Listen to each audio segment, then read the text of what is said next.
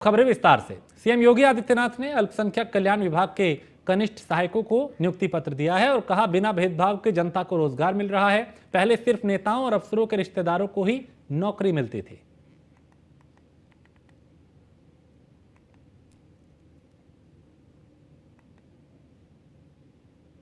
योजना क्या है, डिजिटल इंडिया की स्कीम क्या है, पीएम मुद्रा की योजना क्या है, मुख्यमंत्री स्वरोजगार की योजना क्या है, विश्वकर्मा श्रम सम्मान की योजना क्या है, मुख्य प्रदेश के अंदर मिशन शक्ति का अभियान क्या है, मुख्यमंत्री आरोग्य मेला क्या है, पीएम स्वामित्व की योजना क्या है, पीएम स्वनिधि की योजना क्या है। ये सभी योजनाओं की विस्तृत जानकारी उसके साथ दे करके कोई भी व्यक्ति जानकारी ले सकता है। और मुझे लगता है इन सब की जानकारी न केवल उन लोगों को बल्कि हर कर्मचारी को भी, हर अधिकारी को भी और हर नागरिक को भी होगी तो भ्रष्टाचार की गुंजाइश नहीं रहेगी। आज एक व्यवस्था भी आ गई है कि कोई फाइल 3 दिन से अधिक एक टेबल पे नहीं रहनी चाहिए। जो भी निर्णय लेना है फटाफट निर्णय लो, क्वेरी जो भी है एक बार में करो, बार बार नहीं। उसके साथ जवाबदेही भी तय हो रही है। लेकिन हम पहले दिन से तय कर रहे हैं कि भाई मेरे पास फालतू कोई फाइल नहीं रहेगी। कोई भी बात हो अपने सीनियर से बातचीत करें, अपने बॉस से बातचीत करें, उनसे पूछ लें ये मामला इस रूप में आया, क्या इसमें वो करना है, फटाफट निस्तारण करके आप आगे बढ़ा दीजिए। 1 करोड़ परिवारों को वृद्धावस्था पेंशन, निराश्रित महिला पेंशन और दिव्यांगजन पेंशन 1000 रुपया हम देते हैं। एक क्लिक से उनके अकाउंट में पैसा चला जाता है, किसी बीच में मीडिएटर की आवश्यकता ही नहीं।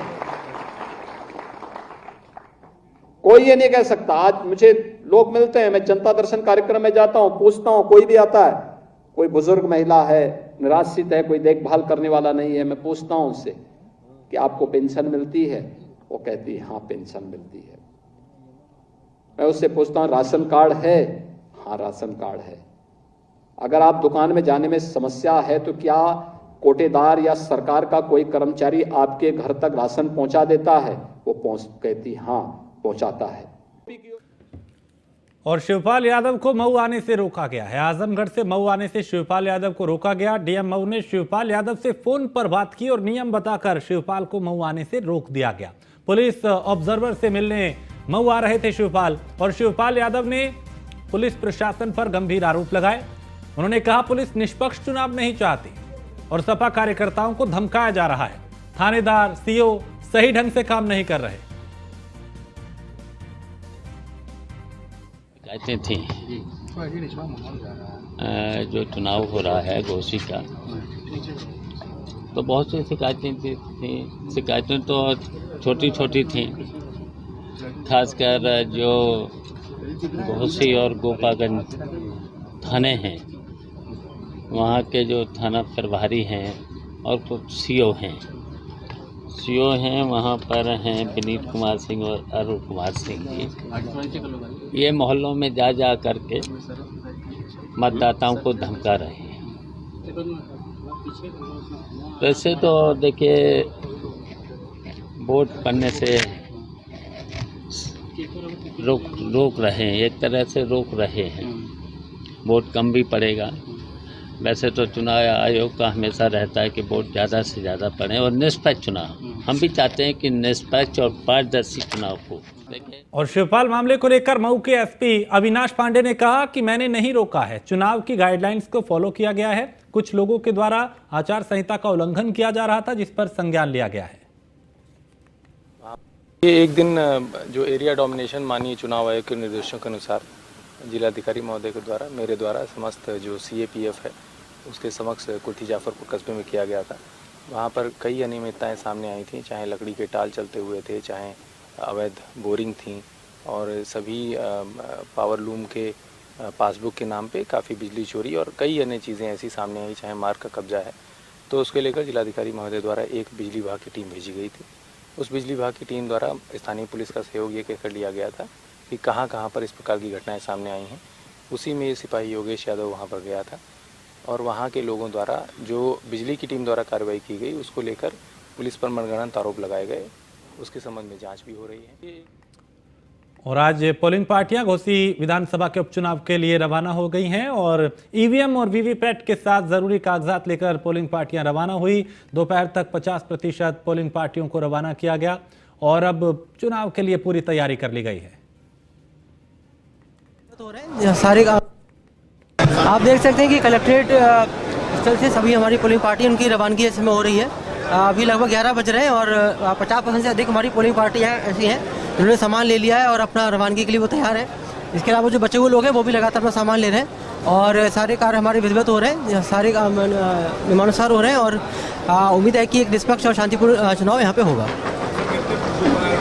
455 हमारे बूथ हैं और हमारे यहाँ पर सभी में माइक्रो ऑब्जर्वर्स और साथ में सभी बूथों पर वेबकास्टिंग की व्यवस्था की गई है।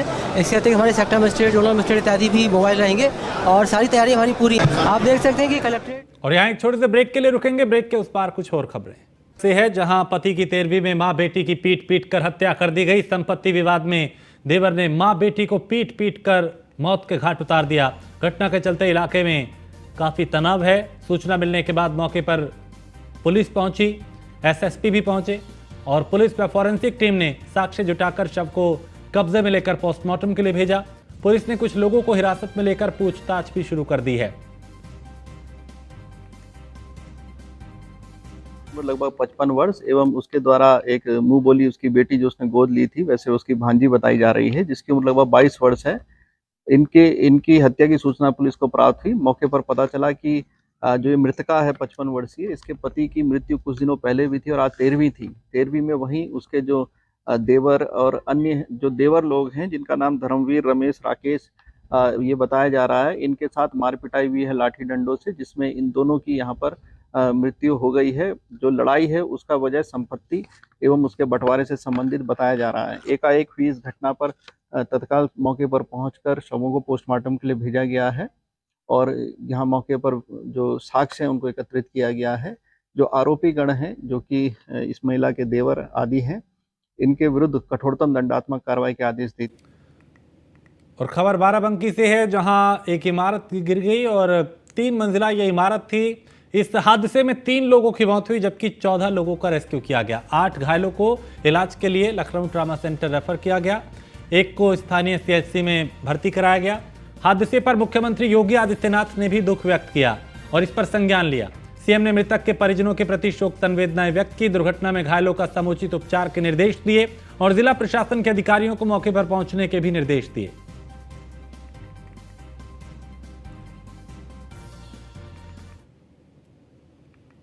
तो बाराबंकी में 3 लोगों की मौत हुई, 14 लोग इसमें घायल हुए जिनको नजदीकी अस्पताल में भर्ती कराया गया। ऐसे में मंत्री जितिन प्रसाद अस्पताल पहुंचे, जहां उन्होंने बाराबंकी से आए घायलों का हाल जाना। इस दौरान उन्होंने मदद का परिजनों को आश्वासन भी दिया।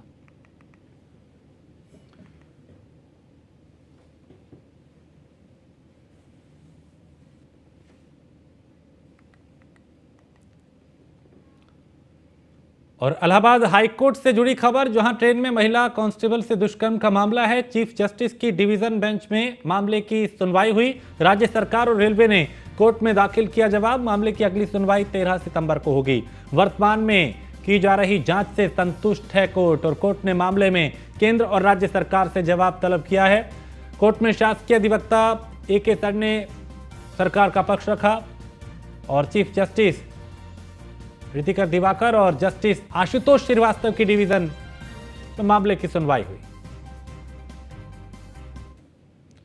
और यूपी के डीजीपी विजय कुमार जो है वो महिला सिपाही से मिलने पहुंचे। इस दौरान उन्होंने कहा कि कई टीमों का गठन किया जा चुका है, जल्दी अपराधियों को पकड़कर उनके खिलाफ कार्रवाई की जाएगी। अस्पताल प्रशासन को ये निर्देश दिए गए हैं कि किसी भी प्रकार की कोई लापरवाही ना हो।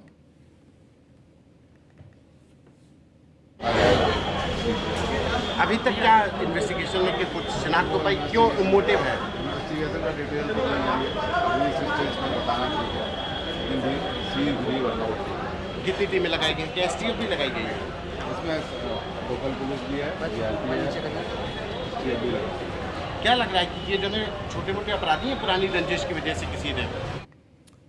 और खबर लखनऊ से है, जहां सरयू एक्सप्रेस पे महिला कांस्टेबल पर हुए जानलेवा हमले का मामला है, जिसमें DGP Vijay Kumar KGMC trauma centre पहुंचे और घायल हेड कांस्टेबल को देखने वो पहुंचे।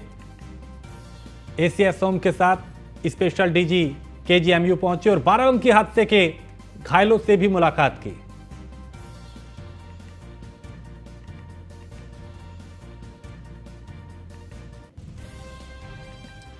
और बागपत में हिंदूवादी नेता साध्वी प्राची ने सीएम स्टालिन के बेटे के सनातन वाले बयान का विरोध किया और कहा कि सनातन सबसे पुराना धर्म है, अन्य संप्रदाय और धर्म अभी जुम्मे जुम्मे आए हैं। साध्वी प्राची ने स्टालिन को चुल्लू भर पानी में डूब मरने की नसीहत तक दे डाली। देखिए, सृष्टि के आदि से लेकर आज तक और जब तक ये सृष्टि रहेगी तब तक ये सनातन रहेगा। ना सनातन का कोई कुछ बिगाड़ सकता, क्योंकि सनातन सृष्टि प्रारंभ हुई तो सनातन प्रारंभ हुआ। ये अन्य संप्रदाय और मजहब तो अभी जुमे जुमे आए हैं भाई। और नोएडा के सेक्टर 125 स्थित एमिटी यूनिवर्सिटी में 2 दिवसीय S20 यानी साइंस 20 सम्मेलन का कार्यक्रम किया जा रहा है। इस कार्यक्रम के जरिए देश विदेश के तमाम साइंटिस्ट एक मंच पर मौजूद रहेंगे और साइंस, टेक्नोलॉजी और इनोवेशन को लेकर चर्चा करेंगे। इस दौरान दिल्ली एनसीआर के तमाम अलग अलग विश्वविद्यालय और स्कूलों के बच्चे भी इस कार्यक्रम में मौजूद रहेंगे। 2 दिवसीय S20 कार्यक्रम का शुभारंभ आज विज्ञान एवं प्रौद्योगिकी राज्य मंत्री डॉक्टर जितेंद्र सिंह द्वारा किया गया। इस मौके पर उन्होंने कहा कि देश इस वक्त विज्ञान और प्रौद्योगिकी के क्षेत्र में बेहद तेजी के साथ विकास कर रहा है। साइंस 20 कार्यक्रम का आयोजन एमिटी विश्वविद्यालय द्वारा भारतीय राष्ट्रीय विज्ञान अकादमी के सहयोग से किया जा रहा है, जिसमें नई तकनीक और आविष्कार को लेकर चर्चा की जाएगी। is the science component of G20 Hindi बताएं। हाँ, तो ये साइंस 20 जो है ये G20 का एक भाग है। G20 साइंस कहते हैं इसे, विज्ञान। तो विज्ञान के द्वारा ही हमारे जितने भी समस्याएं हैं उनका समाधान संभव है। तो ये समस्या क्या है? तो सबसे बड़ी चीज़ जो हम विज्ञान 20 में डिस्कस कर रहे हैं वो है कि ये transformational science for sustainable development. तो सस्टेनेबल डेवलपमेंट ही सबसे बड़ा चैलेंज है पूरी दुनिया के समक्ष, न केवल भारत। ये जो हमारे चैलेंजेस हैं G20 के, वो पूरी दुनिया के चैलेंजेस हैं। हमें किस तरह का विज्ञान चाहिए कि हमारा सस्टेनेबल डेवलपमेंट हो सके, क्लाइमेट चेंज ना हो, हमारा एनवायरनमेंट अच्छा रहे। तो उसके लिए 3 चीज़ों पे विचार विमर्श हुआ G20 मेंबर कंट्रीज़ के साथ। ये G20 जो मेंबर कंट्रीज़ हैं वो पूरी दुनिया के 85% से ज़्यादा जो इकोनॉमी है उसको कंट्रोल करते हैं। तो इस बारे में जो भी चर्चा होगी वो उन गवर्नमेंट तक जाती है G20 के। ये पॉलिसी मैटर हैं, तो वो उसको देख के समझ के उसको इम्प्लीमेंट करेंगे तो उसका बहुत फ़ायदा होगा। तो मैं जैसा कह रहा था 3 चीज़ें हैं। एक तो ये है कि यूनिवर्सल होलिस्टिक हेल्थ, मतलब हमारा स्वास्थ्य, लेकिन हमारा स्वास्थ्य न केवल हॉस्पिटल के अंदर लेकिन उसके बाहर। तो कैसे हम स्वास्थ्य को अच्छा रखें, न केवल हमारा स्वास्थ्य यहाँ पर लेकिन यहाँ दिमाग के अंदर भी साइकोलॉजिकल हेल्थ भी होना अच्छा है। और जो हमारा जो स्वास्थ्य है वो भी अच्छा होना चाहिए, जो मानसिक स्वास्थ्य है वो भी अच्छा। और इसी के साथ इस बुलेटिन में फिलहाल इतना ही। आप बने रहिए न्यूज़ 1 इंडिया के।